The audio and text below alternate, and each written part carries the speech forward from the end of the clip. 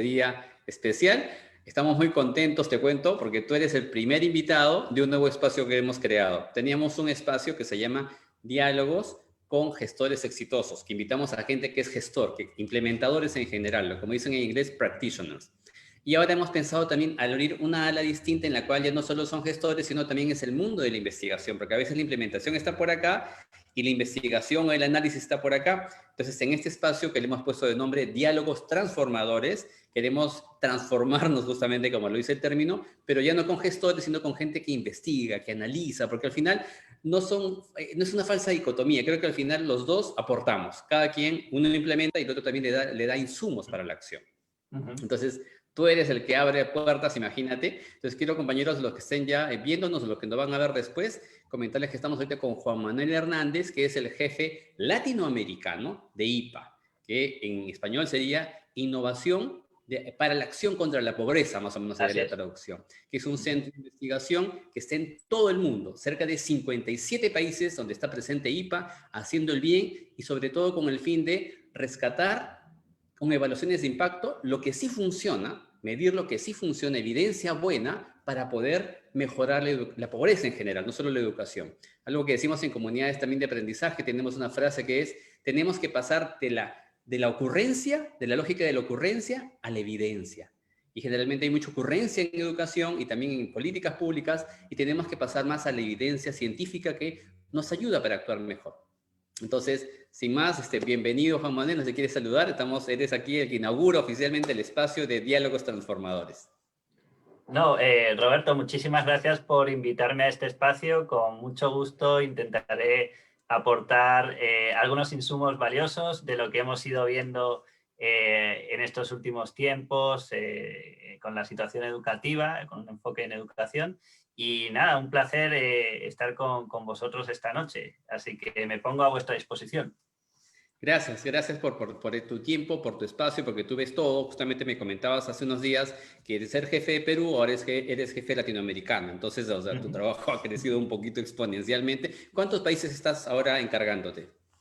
Sí, pues ahora como mi cargo es exactamente subdirector regional para América Latina y tengo a mi cargo aproximadamente, bueno, es toda la región, pero son 5 oficinas.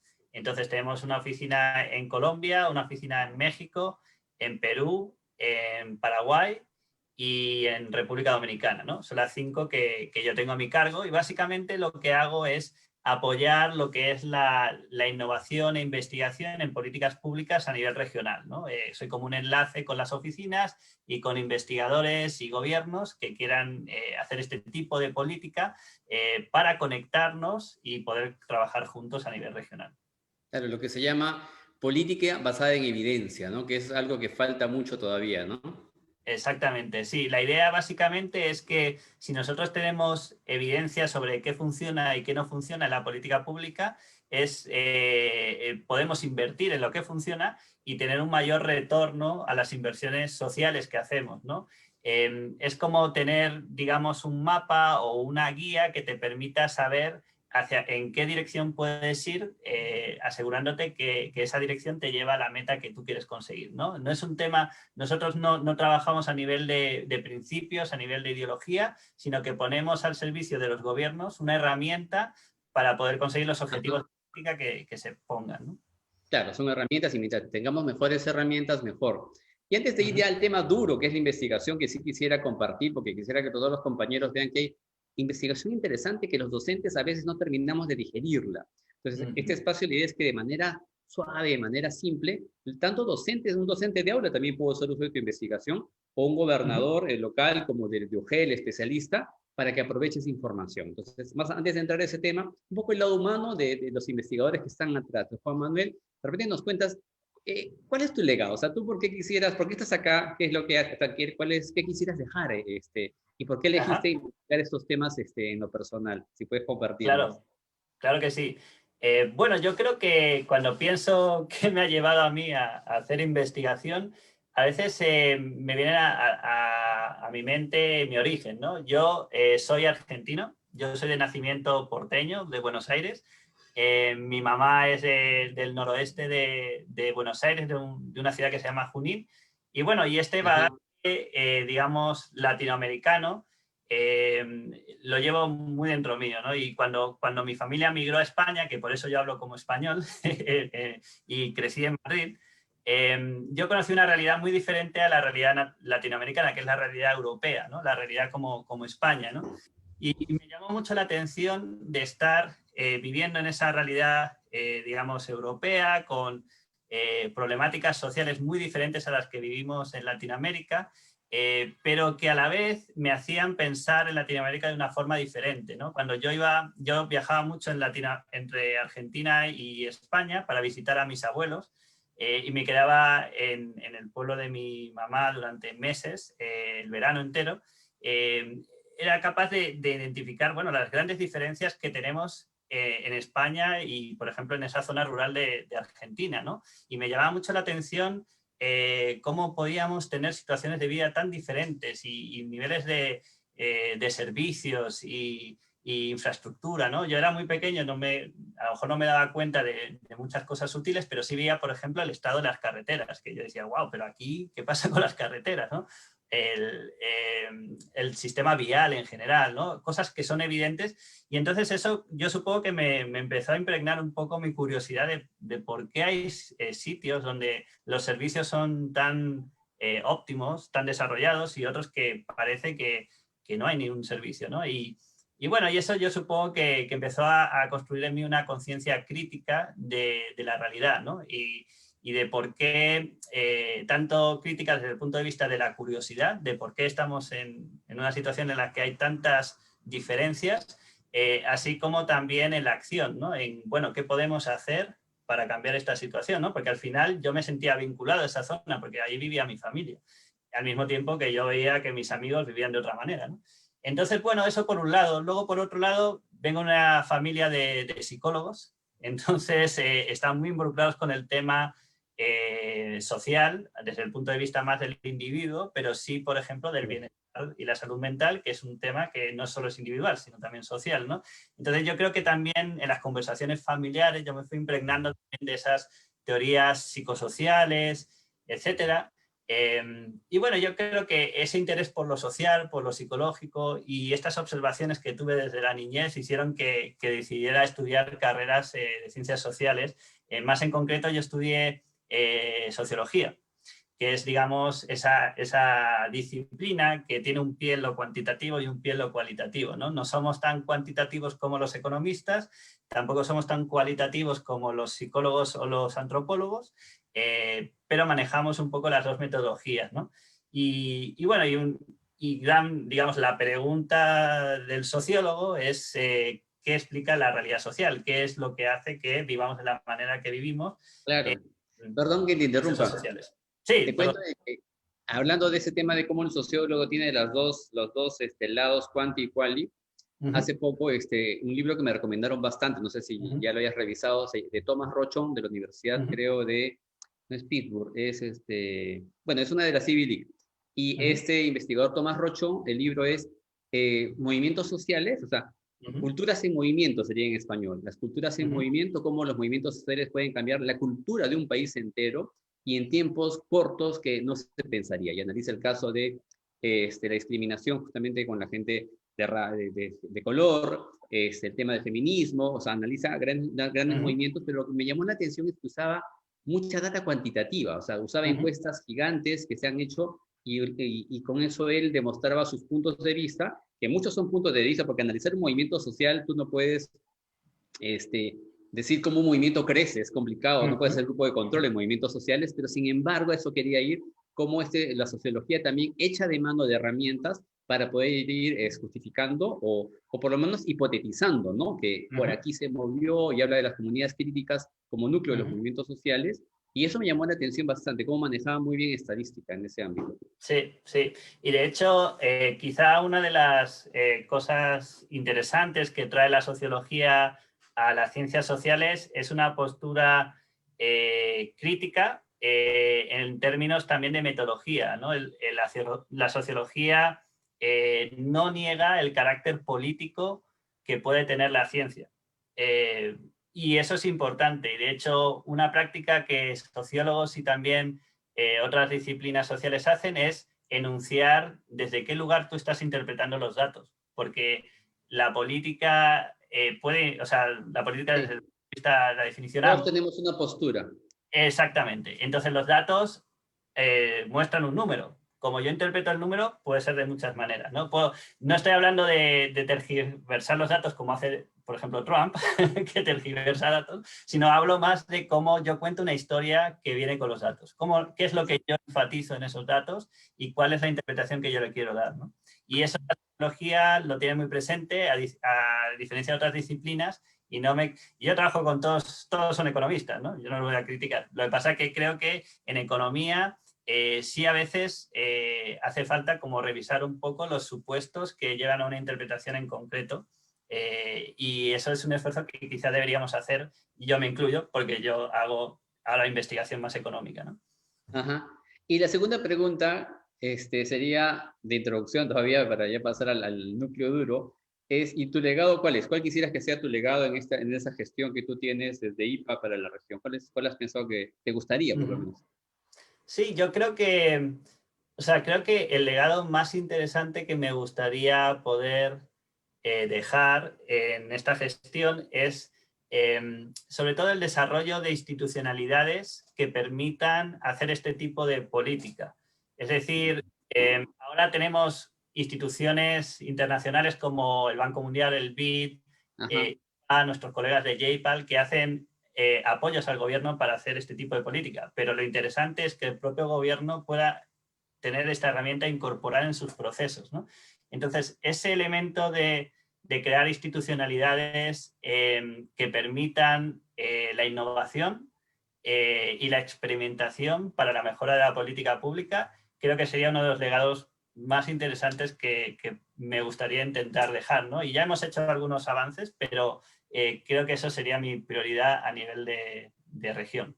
Qué bonito, qué bonito. Implica un cambio de cultura, un cambio de mentalidad justamente también en las políticas, o sea, como que es un sueño muy bonito que tenemos todos que apoyar.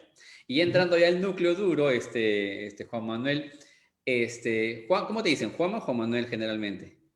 Bueno, en verdad me llaman Juan. Juan Manuel me llama mi madre cuando me va a retar. No te digo Juan, Manuel, Juan, mejor me quedo con Juan. Muy bien, Juan. La pregunta era, el tema ahorita, hay mucho, la investigación que han hecho ustedes en 8.000 familias es muy interesante, pero como tú sabes, el tiempo siempre hay que aprovecharlo, pero a mí me impactó mucho en lo personal y invito a todos los compañeros que lo lean, lo hemos posteado también en la investigación, y yo siempre creo que muchas investigaciones no son suficientemente aprovechadas a veces, como se hace, lo leen 4 personas, o lo lee por ahí un tomador de decisión, pero la idea es que todo el público se empodere. Entonces, en ese sentido, un tema que me golpeó un poquito fue el tema de que ustedes afirman en este estudio, el que han hecho con el BID y con ustedes y el Ministerio de Educación, la Oficina de Seguimiento de las Políticas, era que se viene un fenómeno sin precedentes con los adolescentes y jóvenes a nivel de salud mental, ¿no? El tema y 4 palabras que se me quedaron grabadas, como es que en tu encuesta fueron descubriendo que los adolescentes y niños están demostrando situaciones muy elevadas de soledad, dolor, ira y estrés, ¿no? Como esos 3 elementos están, obviamente que el adolescente peruano y ecuatoriano, donde han hecho la encuesta, se va desagregando en función, obviamente, al lugar, contexto, lo entendemos, pero en general descubrían eso. Entonces, los 2 temas que queríamos que nos compartan de repente es, ¿qué te impactó a ti de tu propio estudio? Porque sí quisiera que los compañeros ya tengan tiempo para leerlo, que lo desmenucen, pero ahora más que todo son las vivencias del propio investigador. ¿A ti qué te golpeó del estudio? Y dijiste, wow, eso mismo a mí me sorprende. Y ya la segunda parte sería, ¿qué es lo que ustedes han pensado, cómo lo han estado difundiendo y qué se está tomando de decisiones desde el gobierno, ya sea central o regional? Pero la primera pregunta es, ¿qué te tocó a ti de tu propio estudio? Sí, yo creo que, bueno, una de las cosas o quizás dos cosas que quería resaltar ahí. El primero es lo interesante, fuera de lo negativo, de lo que hemos podido ver, es que la salud mental es algo que es ineludible para la política pública. Y eso creo que es uno de los principales resultados del estudio. Es decir, no podemos hacer política educativa sin atender salud mental. Es una parte que va de la mano. Y Interesante. una persona que no tiene digamos, la tranquilidad y esa salud mental difícilmente va a poder aprender. Y es más, en la situación en la que nos encontramos, uno de los principales agentes del proceso educativo son los padres de familia. Y si los gobiernos están desarrollando estrategias de aprendizaje a distancia, finalmente es el padre de familia o el papá o la mamá, sobre todo para los niños más chiquitos, el que va a tener que articular ese proceso en el hogar o acompañarlo de una forma más ligera si son ya adolescentes, etcétera, ¿no? Pero sí recae parte de esa responsabilidad en ellos y en ellas, y la salud mental de los padres de familia también va asociada a las inversiones que hacen los padres, ¿no? Entonces, me gustaría mostrarte dos gráficos muy rápidamente. ¿Puedo compartirte dos gráficos? Sí, creo que sí tienes permiso de compartir. Adelante. Perfecto. Entonces, voy a tratar de compartir esto. Ustedes pueden ver este slide. Ya, ahora sí. Bueno, entonces, una de los resultados que tú ya mencionaste es cómo la salud mental de los adultos, en este caso de los cuidadores o los padres de familia, en Perú se está viendo deteriorada, ¿no?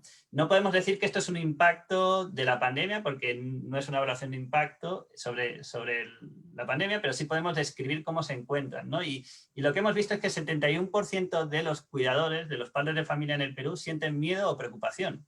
Es un montón, ¿no? Y no solo los padres de familia. Si nos fijamos en el gráfico de la izquierda, ahí vemos el malestar, digamos, socioemocional de los niños y las niñas, ¿no? Y si te fijas en la columna verde, eso el 57% de los niños y las niñas tienen algún síntoma de malestar. Y los principales suelen ser preocupación o estar nervioso o tenso, ¿no? El 35%. O sea, de cada 10 niños, perdón, de cada 10 niños podemos afirmar que 5 o 6 podrían ser que tienen un síntoma de estos dos, de cada 10 niños de los encuestados. Exactamente, eso es así. Y entonces, esto es grave porque ya sabemos de situaciones similares que se han dado en la historia. Por ejemplo, cuando hubo esta epidemia del SARS, que era otro virus parecido, en Estados Unidos se hicieron confinamientos, incluso cuarentenas, ¿no? Y sabemos que el 30% de los niños que estuvieron en confinamiento sufrieron estrés postraumático, ¿no? Entonces, no es por alarmar, pero es importante que sepamos cómo los niños están, qué podemos hacer para apoyarles en la situación en la que están y empezar a pensar qué vamos a hacer cuando salgamos del confinamiento para volver a la normalidad, porque uno de los mochilas que vamos a llevar o que los niños van a llevar es este potencial estrés postraumático que tenemos que abordar, ¿no? Porque tiene consecuencias graves para el desarrollo de los niños. Totalmente. Y permíteme ya aprovechar lo que tú decías desde esa idea, no es por alarmar lo que este tipo de descubrimiento, porque es un descubrimiento al final, ¿no? Y no es que alarme, es lo que está pasando. Entonces, pero alguna frase que aprovecho que me comentaba una compañera, una colega de capacitadora de Montessori, decía que los niños son como el Niágara, decía, el Niágara la catarata tiene mucha energía en sí misma, pero la persona después descubrió aprovechar esa catarata y hacer hidroeléctricas para que irriguen a todo, o para que den luz a todo un país. Entonces, yo tomo tu palabra porque creo que es importante anunciar esto, para que tanta energía que está en universidades, centros de investigación, jóvenes universitarios que estudian psicología, hay tanta gente que tiene energía que a veces es un Niágara desaprovechado. Siento que, no sé si piensas igual, la sociedad a veces tenemos tantos Niágaras ahí y nadie los aprovecha para investigar, para generar innovaciones, para hacer startups de estos temas, para que la plata de financiamientos de ventures, de capital de riesgo también se vaya por estos temas. O sea, hay mucha energía, entonces creo que es importante subrayarlo, más que alarmar, decir, chicos, vayamos por acá e invitar a todos aquellos a que por ese lado vayan. Hasta estudiantes de secundaria, los últimos años también tienen ideas, tienen mucha energía para, qué mejor que el mismo niño te diga lo que le puede curar a él, ¿no? Entonces, en ese sentido creo que sí vale la pena subrayar y hacer estos llamados continuamente. Sí, y era lo que te comentaba de que esto es una pregunta o una necesidad que la política pública ya no puede eludir, ¿no? Es algo que política pública desde la definición más amplia, intervenciones de ONGs, voluntariado, gobierno, debemos empezar a pensar en esto, ¿no?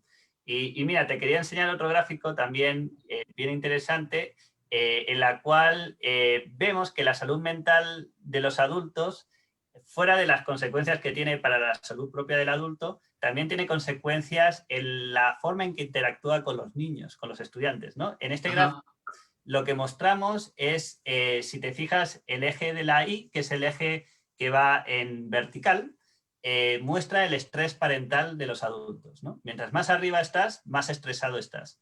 A ver, para explicar a los compañeros Sí, también, y para mí que no lo termino de captar, es sí, un cuadro de correlación. Entonces, la correlación exacto, es, mientras más arriba estás, efectivamente más estresado estás, porque así el es. eje vertical es estrés parental y el eje de abajo sería FSI. Son inversiones. Ese es un instrumento de UNICEF, es Ya, el Family Care Index. Entonces, las inversiones perfecto. que hacen los padres. Y entonces lo que vemos, para 3 países vemos una línea, ¿no? La línea traza esa correlación entre las dos variables. Y tenemos en azul Costa Rica, en verde El Salvador y en rojo Ajá, Colombia. No tenemos los datos de Perú todavía, los tenemos, pero todavía no los hemos puesto aquí. Y lo que ajá. podemos ver para todos los países es que la línea es descendiente. Es decir, a medida que yo desciendo en mi estrés, aumento en mi inversión parental.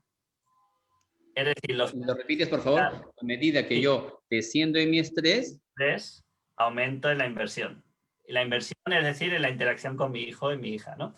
Es decir, los padres más estresados tienen niveles de inversión más bajos. Es decir, dedican menos tiempo y recursos a su hijo.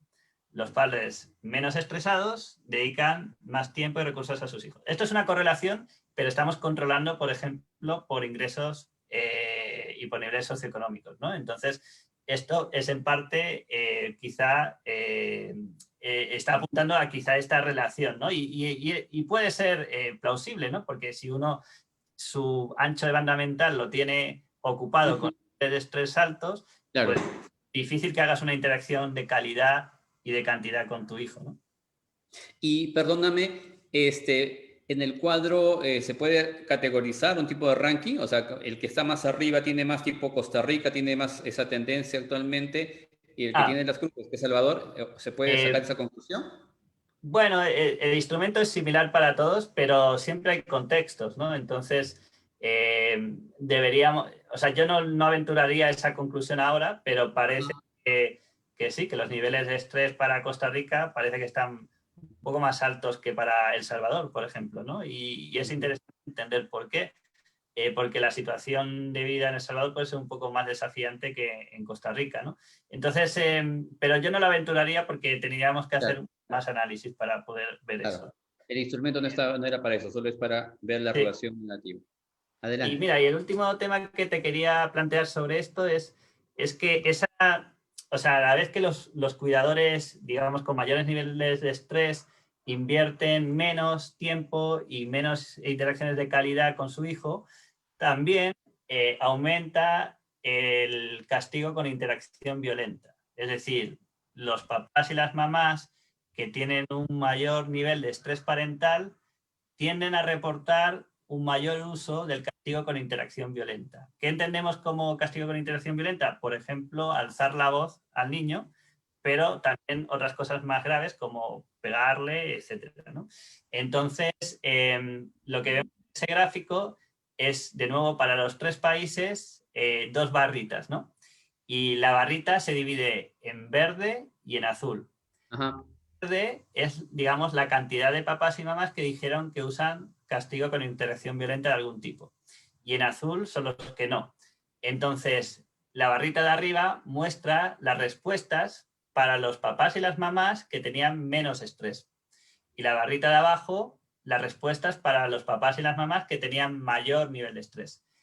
Fijémonos en Costa Rica. En Costa Rica, los papás y las mamás que tenían menor nivel de estrés, dice que el 12,3% de esas familias reportaron usar castigo con interacción violenta. Pero aquellos que ajá. tienen mayor nivel de estrés, que es la barra de abajo, vemos que es el 19,7% de las familias que reportan haber usado eso. Entonces vemos, y esta tendencia, si se fijan, se repite para todos los países, ¿no?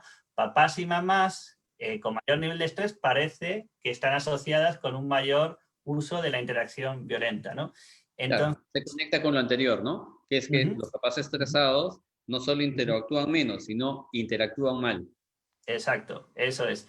Entonces, por eso es tan importante la salud mental, por el efecto que va a tener en el niño o la niña, que ya sabemos que la literatura indica este potencial efecto de estrés postraumático, y también por el lado de los papás y las mamás y el tipo de interacción que hacen con su hijo, ¿no? Por eso en este momento, aunque los gobiernos no tienen pautas definidas al respecto, es importante que las organizaciones y los gobiernos también empezamos a actuar sobre esta dimensión, ¿no? De hecho, no sé si vieron hace unas semanas, creo recordar que el MINSA sacó un estudio donde decía que los niños y las niñas estaban desarrollando problemas de comunicación Ajá. debido a la falta de interacción, según ellos, una de las hipótesis es debido a la falta de interacción con pares, ¿no? Porque estás en tu hogar, supongo que tendrás menor exposición a otros estímulos y desarrollas menos tu lenguaje, pares como otros niños, por ejemplo, ¿no? Entonces, ya hay varios estudios que están mostrando que este confinamiento va a tener efectos en los niños, ¿no? Aparte del que les acabo de mostrar, está ese efecto de estar aislado y no poder interactuar con los pares, ¿no? Y a mí, te comento yo tengo un temor, antes de que pase a la siguiente, los que trabajamos cambio educativo, transformación de sistemas, como que la pandemia por lo menos ha ayudado a cuestionar a los sistemas educativos si realmente, así como estaban configurados, servían, que ya había muchas denuncias, obviamente, ya mucha investigación ya es muy clara, pero sin embargo no se hacía mucho. En cambio, la pandemia ha demostrado que con algunas herramientas tecnológicas se puede aprender de lejos, porque en tu estudio también decías que los chicos que tenían por lo menos un acceso a tecnología demostraban un menor nivel de estrés, ¿no? No digo que paren con la tecnología todo el día, pero como sí se ha cuestionado a la escuela tradicional.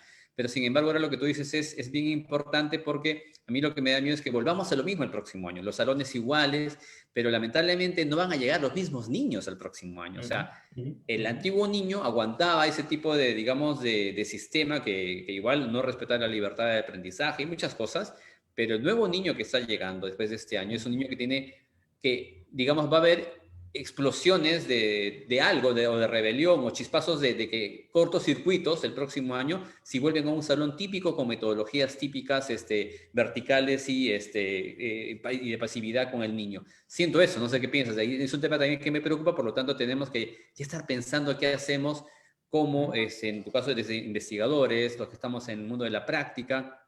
¿Qué piensas al respecto? O sea, ¿cuáles son tus temores de lo que si no hacemos algo, el próximo año va a estar pasando? Sí, o sea, yo creo que, o sea, por un lado están estos temas que acabamos de abordar, que es, por ejemplo, el deterioro de la salud mental. Ajá. Por otro lado, también tenemos la potencial pérdida de aprendizaje que se va a dar, y eso va a producir que los niños y las niñas quizá no estén preparados para el inicio del año escolar.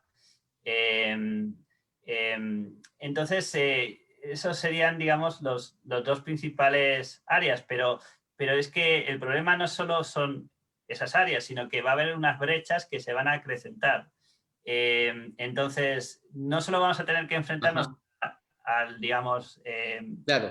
los aspectos de salud mental y de pérdida de aprendizaje, sino que va a haber subgrupos de la población que se han visto mucho más afectados que otros y vamos a tener que entender cómo podemos abordarlos, ¿no? Y si quieres te doy como un par de números ahí. Entonces, en temas de salud mental sabemos que las mujeres están teniendo, digamos, tienen una brecha en la salud mental muy grande con los hombres, ¿no? Se sienten más cansadas, tienen menos apetito, tienen más insomnio e incluso están un poco más tristes y con miedo, ¿no? Sabemos que las mujeres son las que realizan principalmente el acompañamiento a los niños y a las niñas. El 67% de las personas que hacen el acompañamiento al niño o la niña es la mamá. El resto no tiene por qué ser necesariamente el papá, puede ser el hermano, el primo, etc. Los papás también, obviamente, pero en mucha menos proporción.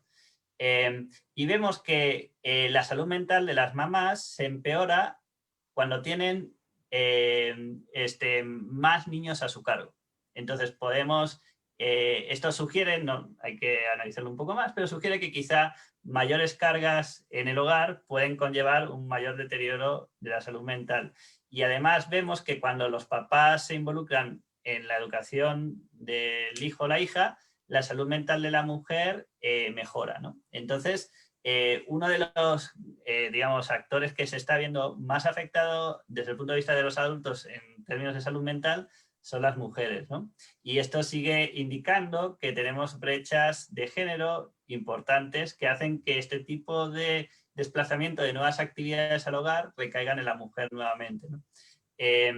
Otro punto interesante en brechas es la dificultad que pueden tener las familias de bajos ingresos en llevar a cabo los procesos educativos en el hogar, ¿no? Y sabemos que varios estudios muestran, hay un estudio de Hart y Risley que muestra que los hogares con menores ingresos, los niños y las niñas de 4 años, escuchan 30 millones menos de palabras que los niños de mayores ingresos, ¿no? Y en este caso, quizá si tu hogar no tiene recursos, habilidades y estímulos suficientes, el ir a la escuela te puede ayudar a suplir esa falta de estímulos. Pero en este caso no se está dando, ¿no? Y además se le está pidiendo a la familia que acompañe ese proceso educativo sin tener esas habilidades y conocimientos que le pueden ayudar a hacerlo efectivo, ¿no? Entonces, ahí se va a dar una brecha importante en aprendizajes, ¿no? Y luego, bueno, bueno, no, eso sería, digamos, las principales brechas Las principales, ¿no? Sí, sí. Sí, Juan Manuel, te agradezco en verdad, tú das muchas luces y más bien siempre en la lógica de que esto es un caramelito, o sea, para que la gente le dé ganas, porque la idea es que la gente, si tiene tiempo, se lea el estudio, por lo menos el blog que ustedes han creado, lo han hecho más digerible en pequeños posts, uno. Luego, si tienes el estudio, también vamos a estarlo compartiendo para que quien quiera profundizar más lo lea completo. Creo que la investigación se va haciendo en varias versiones para que cada quien vaya digiriéndola, ¿no? Pero ya yendo a tus principales aportes, y convirtiéndolos en, como le llamamos en innovación o de desafío de innovación, siempre me han entrenado a que empezamos con la pregunta ¿cómo podríamos? ¿No? Ese es el cómo podríamos. Entonces, de repente, si ahorita hacemos un ejercicio, si te parece, tú has planteado varios temas, la política y la salud mental, el estrés de adultos, la violencia en la niñez, que ha aumentado, las mujeres que están más cansadas. Yo sumaría uno también, que es la tecnología, cómo se puede usar para reducir estas cosas. Entonces, totalmente. una pregunta ya a partir de la última que decía es cómo podríamos aprovechar la entrega de tablets y medios digitales que está ocurriendo y de las políticas del PRONATEL, del Programa Nacional de Telecomunicaciones, que está en 4 regiones muy fuerte. Vuelvo a repetir, ¿cómo podríamos aprovechar la entrega de tecnologías a los niños como medio, más que de aprendizaje, de reducción de niveles de estrés en niños y adultos? No sé si te parece una buena pregunta general para poder ahí generar más prototipos. Sí, o sea, yo creo que para eso el uso de tecnología puede ser clave y mencionaste uno de los resultados que está asociado con salud mental y es que parece que los adolescentes los y las adolescentes que tienen acceso a Internet tienen niveles de malestar más bajos que los que no tienen acceso a Internet. Y eso puede sugerir varias cosas, ¿no? Una posible interpretación es que quizá Internet te permite interactuar con pares, mientras que si no tienes Internet, pues no vas a tener esa oportunidad o es más complicada, ¿no? No sé, hay que pensarlo más, ¿no? Pero yo creo que hay un potencial en el uso de la tecnología Claro. en esa dirección. Sí, a eso iba, que las tablets, se me estaba ocurriendo ahorita, no solo entregar para que hagan clases y ya jueguen Claro.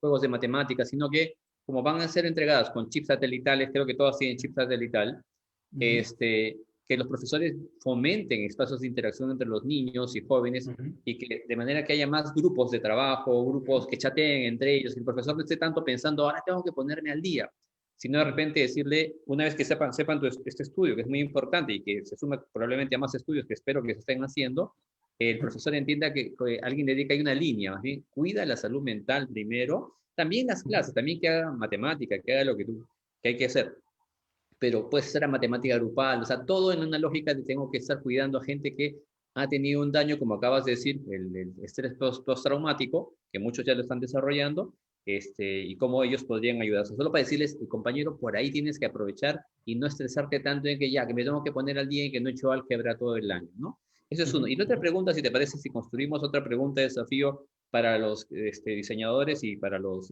educadores de todo el país, sería de repente es, ¿cómo podríamos desarrollar estrategias para la reducción del estrés en adultos? Porque siento que aquí has hablado mucho del tema del adulto también, porque no solo es el niño bebe también de su adulto. Entonces, una pregunta para que generar muchas ideas, hacer lluvias de ideas nacionales, digamos, es cómo podríamos desarrollar estrategias, yo no sé si con tecnologías o no, para que los adultos bajen su estrés y estén menos estresados, no sé, porque también hay que entender también por qué está estresado, hay que hacer también entrevistas focus group, porque no sabemos qué está detrás de ese fenómeno, ¿no? Claro. Porque Sí, son o las muertes por sea, COVID, el desempleo, o sea, son exacto. tantas variables que no podemos... ¿Qué piensas de una Sí, pregunta de ese tipo? sí, o sea, es bien complejo, ¿no? Porque como tú has mencionado, hay como causas, digamos, estructurales que hacen que una persona pueda sentirse mal. Pérdida de empleo, algún familiar que murió, incertidumbre, miedo a la muerte, muchas cosas que pueden rondarte, ¿no? Lo que sí podemos hacer es desde la política, por ejemplo, educativa, entender qué es lo que se le está pidiendo al papá o a la mamá y cómo podemos acompañar ese proceso para que el papá o la mamá se sientan lo mejor posible con esa exigencia que le estamos poniendo y además que lo haga de forma adecuada, para lo cual necesitaría tener un buen estado mental, ¿no? Y entonces hay varias estrategias que se podían pensar, ¿no?